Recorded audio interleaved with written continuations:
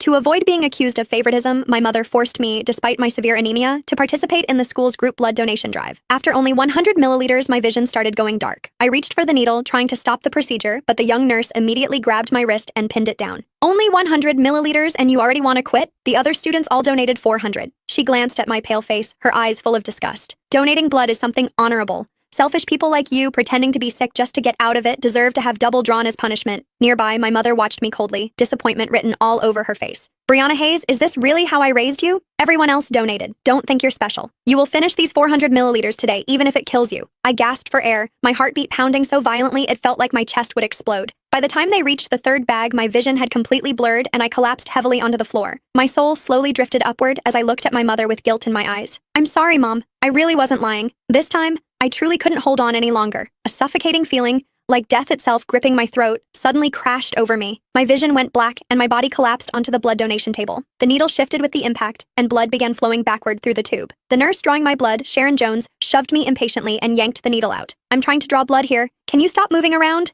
Now I have to stick you again. When I did not respond, a flash of disgust crossed her face. She gripped the needle and drove it hard into my arm. Oops, missed the vein.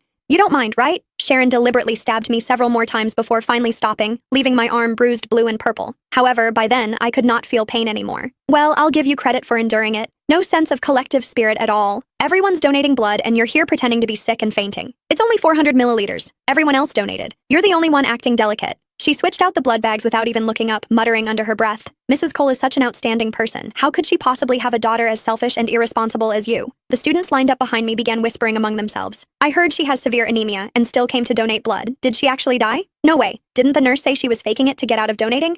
Besides, Mrs. Cole dotes on her so much. If something had really happened, would she still be standing there acting so calm? As they talked, the looks they gave me became even more contemptuous. I floated in midair, panicked, turning desperately toward my mother. Her brows were tightly furrowed as she stared at me with disappointment and disgust. Brianna Hayes, stop pretending already. All your classmates are watching. Get up this instant. However, I remained motionless. Sharon paused, her hand still pressing against my arm, then sighed toward my mother. Mrs. Cole, if she refuses to cooperate like this, should we even continue drawing blood? We've only taken 100 milliliters so far. The other students all donated 400 and none of them made such a huge fuss. She even threatened me earlier, saying she's the director's daughter and demanded I record other students' donations under her name. Otherwise, she'd report me to the hospital. Maybe we should just forget about taking her blood this time. Instinctively, I tried to explain. However, no sound came out. My mother's face darkened. She suddenly drove her foot hard into my lower back. My body was already limp. The kick sent me crashing heavily onto the floor. You've truly disappointed me. Since when did you learn to bully people with your status? How did I end up raising a daughter like you? I lay motionless on the ground. Trembling with rage, my mother stepped forward and stomped hard on my wrist. Brianna, pretending to be dead in front of everyone just to embarrass